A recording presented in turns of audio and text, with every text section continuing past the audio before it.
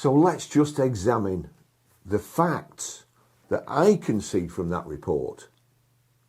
Their figures, my facts, the ones that I can see.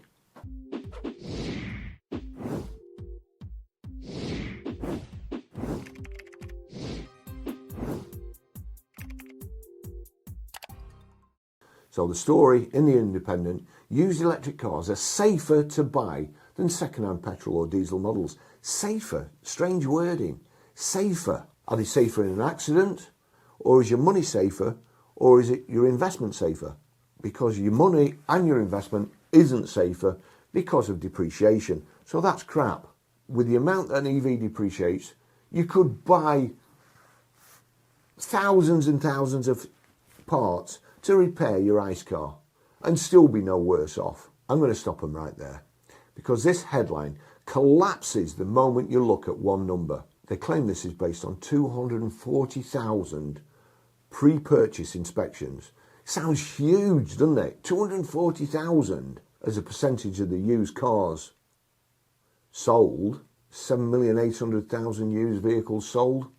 240,000 they've checked. But out of those 240,000, only 7,365 of those were EVs. That means EVs were 3.07% of the entire sample. 3%. Which, when you think about it, only 3.5% of EVs make up the used car park. All the rest are ICE vehicles. So 3.07 to me sounds very, very accurate. Now that's a good statistic because I would say that's the true amount. When they're talking about sales, I would say that's the true amount because the other 0.43%, those are the ones that are just in limbo, just keep changing hands. Just part of the statistic to push it up. This story's rubbish. Honestly, this story is just absolute garbage. 3%, and from that they've declared EVs are the safest used car buys. No, no, that's not the conclusion. It's not a conclusion you can come to. It's pure fantasy. It's made up. It's rubbish. It's a lie. They cannot honestly say that to you. It's a lie. Safest to buy based on a 3% slice. I mean, let's be fair. 7,365 inspections of EVs isn't nothing.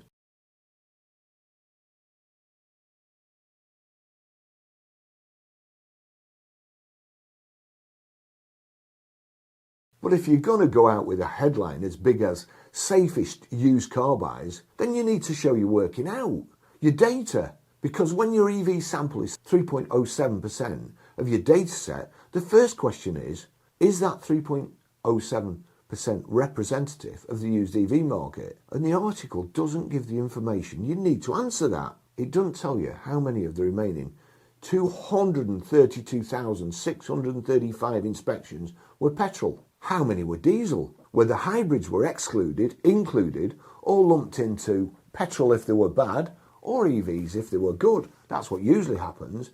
The average year and average mileage of EVs versus petrol and diesel. The spread, the range, the distribution. Without year and mileage matching, you're not comparing powertrains. You're comparing different age profiles. The poor rating trick. The claim isn't even EVs have fewer faults. It's a poor rating was applied to 1.5% of EVs versus 7.48% of petrol and diesels. What does poor actually mean? Unsafe? Uneconomical? Immediate fail? Needs work soon? Is it a deal breaker? The article doesn't define it clearly enough to justify the leap to safest buy. This is how headlines get manufactured, and especially for EVs. It's happening all over the place now. There's so much garbage. The AA, fewer EVs. EVs are more reliable. And the difference is 1.4%. And again, I've asked them for their information. I've asked Auto Trader for their information. I've asked them how they come to the conclusion. How many were EVs that were tested and how many were petrol and diesel? And guess what? I've asked them both 3 times. I've asked the president of the AA on LinkedIn. He's totally ignored me. He's seen other comments and replied to them, that were below my comment. So he's seen my comment, but he's chosen not to reply. All this is brainwashing. It's subliminal cuts, as I've done in a previous video. Subliminal. There was an episode of Columbo, real good, and I've remembered it ever since. Subliminal. You are being bombarded with shite like this daily, day in, day out, by all the evangelists, by Dan Cesars, that comb-over bloke, Colin Walker. You're being bombarded by this stuff, and none of them, they say we've hit the ZEV mandate for the last 2 years, but they won't produce the working out. Same with New Automotive. I've asked them time and time again. They won't produce the working out. Why? Why do you think they won't shut somebody up like me? Yesterday, my name was mentioned on Talk TV. Brexit Duck says, now speak to a guy called Barrie Crampton to find the truth about EV ownership costs, including depreciation. Why do you think these people aren't all getting together, ringing each other and saying, we need to shut this guy up. He's too gobby for his own good. Let's make a fool of him. Let's ridicule him. Let's show him our data to show just how accurate it is. Why do you think they're not doing that? Trust me, if they come back to me and they show me the working out and I can't come to a different conclusion, I will hold my hands up and I will say I was wrong, I'm sorry. And I'll apologise to them individually. I'll go and see them and apologise. Show me the data. Remember Cuba Gooding? Tom Cruise? Show me the money. Show me the money. Show me the money. What you gonna do, Jerry? Show me the money! Congratulations, you're still my agent. Show me the data. Show me the data. Take a business's outcome label and turn it into a sweeping consumer truth. Click mechanic inspections are useful, but they're not a reliability study. We had an AA guy come to work for us, right? He'd worked for the AA for years. He came to work for us and he fitted 2 tow bars, and both times he drilled through the petrol tank. Now imagine him doing an EV, putting a tow bar on an EV and drilling through the battery pack. He wouldn't be here after the first one. He wouldn't be here, would he? He'd be dead. And although he was a lovely guy, very, very nice guy, he's the worst mechanic that I've ever met. And he was checking cars. And to be honest, some of the other ones that have been over the years, they leave a lot to be desired too. Click Mechanic itself describes a pre-purchase inspection as a checklist and report done by a qualified mechanic to highlight issues and inform the buyer. That's on clickmechanic.com. They also sell different inspection tiers. Standard 105-point mechanical and visual structural inspection with a road test and a report follow-up. So all these tests, were all the tests the same? Because I can imagine there's a lot more of the premium checks that test more things on older cars than there is on newer EVs. Don't forget, the average age of an EV on the road at the moment is 2.6 years. The average age of an ICE car on the road at the moment is 10.1 years. There's 7.5 years difference. Premium checks, up to 185 points. Vehicle raised, plus a plug-in diagnostic check, photos, road test and report follow-up. That's a service product, not a controlled scientific comparison. There's only 3% of the cars are EVs, and they've got 2 tests. One average is 4 times older than the other, and also the mileage is a lot more too. So if you're going to use this as evidence for safest to buy, you must disclose which inspection tier was used for which cars, because tier differences alone can change how often serious faults are flagged. Paid inspection selection bias. These aren't random cars. This data set isn't used market. It's cars where somebody paid for a click mechanic inspection. The other thing is, would you pay for an RAC inspection, an AA inspection, or a click mechanic? inspection. That's a self-selecting pool. Who pays for inspections? Buyers doing distance purchases who want the car checked out before they travel to get it. Cautious buyers, private sale buyers, buyers with a bad feeling, usually about the owner and the way you talk to them. If you get a bad feeling, trust your gut, not an inspection.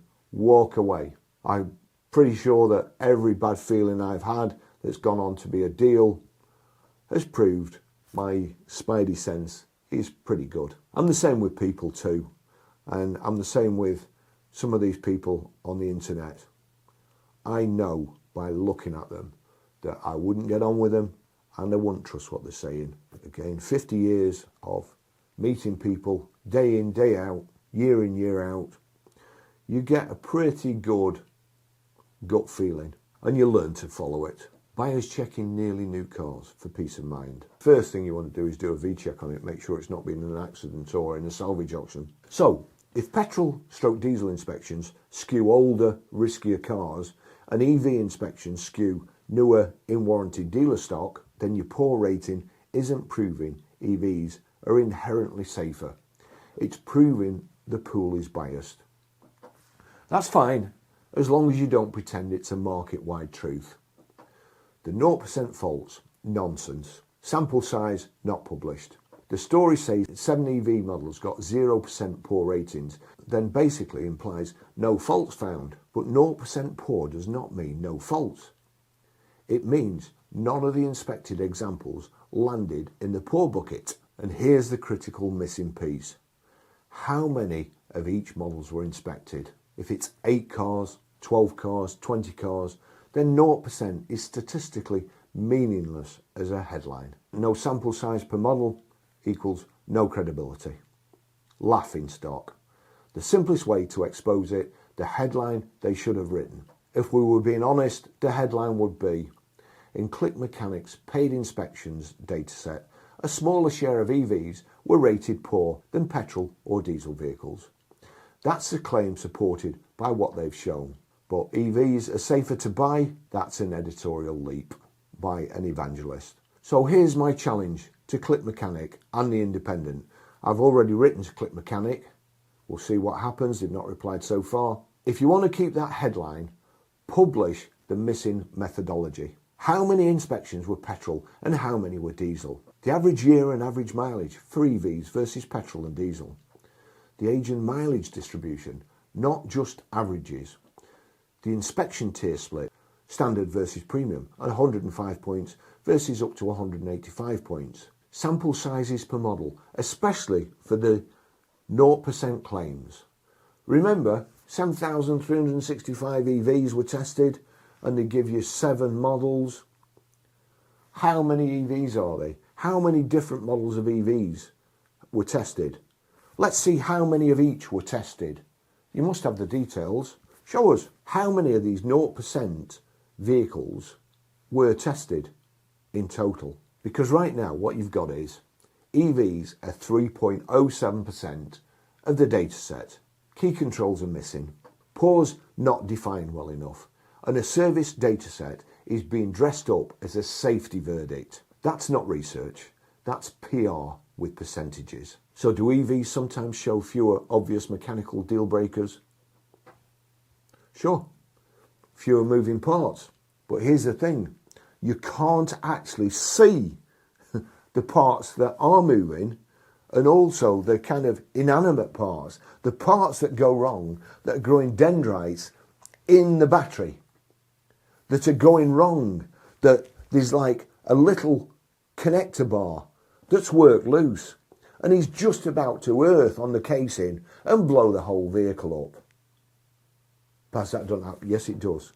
There's recalls for them. The Mercedes recalls recently, they were going to cure it with a software update. And at the time when I talked about that, a software update does not correct a metal-to-metal contact where your car will blow up and set on fire.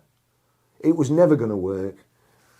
I assume they published that as a kind of way to shut people up and perhaps as a way to getting vehicles in and seeing which ones were affected and then doing a proper recall to change the batteries. That's what I think bean counters, the ones who decide whether your life is worth fitting a new battery. Or in the case of that American car, that if somebody rear-ended you when you were turning right, caused a short to the fuel tank, blew up, killed the people, the bean counters worked out it was cheaper to settle with the deceased family than it was to recall all the vehicles and fix them. That's what you're dealing with. Don't be under any illusion that it's not. That's it. It's a spreadsheet. It's a balance at the bottom. So EVs, fewer moving parts. They have to be newer, possibly even warranty backed.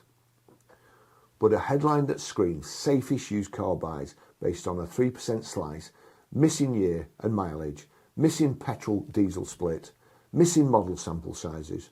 No chance. No chance. Absolute rubbish. I'm just asking you, listen to what I've had to say, churn it over in your own mind, make your own decision. Am I talking sense, or these people who are basically, this is an advert, isn't it? It's a clickbait advert so that people will see Click Mechanic. It's not a study, it's an advert. They want people like me to debate it so that their name will get put forward. That's what they want, that's their intention. Steve Fowler, he's a big EV fanboy. He'll publish anything that shows EVs in a good light. Me, I just want to tell you the truth. I want you to make that decision yourself before you believe it. I think I've done enough here to win the verdict. But you tell me if I've not. If you want me to do the proper comparison, age matched, mileage matched, like for like, subscribe, because I'll happily do the job this headline didn't. I've asked them for the details. I've asked the Independent. Nobody's come back to me. If they do, I'll do my split and my take, and I will tell you honestly. Thank you so much for watching. Stuff like this winds me up, honestly. It really does. I think it's a disgrace, and I think the editor of the Independent needs to stamp this crap out. If you've got any stories like this in future, give me a shout. I'll go through it and I'll give you my honest answer and point out the shortfalls, because so far all these stories are just crap. Thanks for watching. See you in the next video. Bye bye.